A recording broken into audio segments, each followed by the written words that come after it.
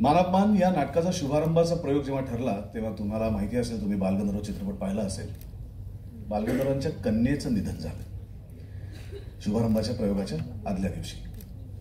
सगळ्यांनी त्यांना सांगितलं की आपण प्रयोग पुढे ढकलूया, प्रयोग करायची गरज नाही, तुमच्या घरी इतकी दुःखद घटना घडली आहे तर प्रयोग आपण पुढे ढकलूया.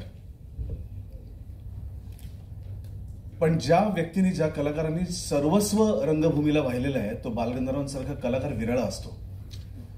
तो म्हणतो की माझे अन्नदाते मायबाप शेकडो मैलांचा प्रवास करून माझं नाटक बघण्यासाठी इथे आलेले. हे दुःख बालगंधर्वांचं आहे, हे दुःख या नारायणाचं आहे.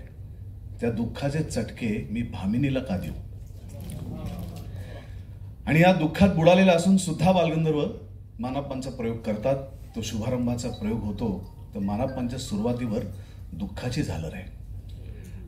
नाटक हिट आहे, अजरामर आहे, गाणी तर सुपरहिट आहेत.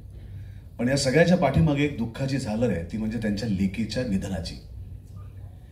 हे गाणं आम्ही बालगंधर्वमध्ये शूट केलं, बालगंधर्व चित्रपटात. तेव्हा हे गाणं अतिशय दुःखद प्रसंग मागे घडला आणि चेहऱ्यावरती अत्यंत हसू करत, नखरे करत करत भामिनी गाते असा तो प्रसंग त्याच्यात होता. तर हे गाणं माझ्या आयुष्यात दोनदा आलंय.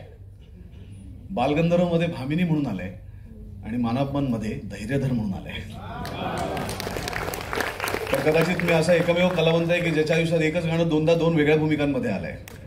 त्यातलं हे एक आहे, नाही मी बोलत नाथा, आणि दुसरं आहे रवी मी.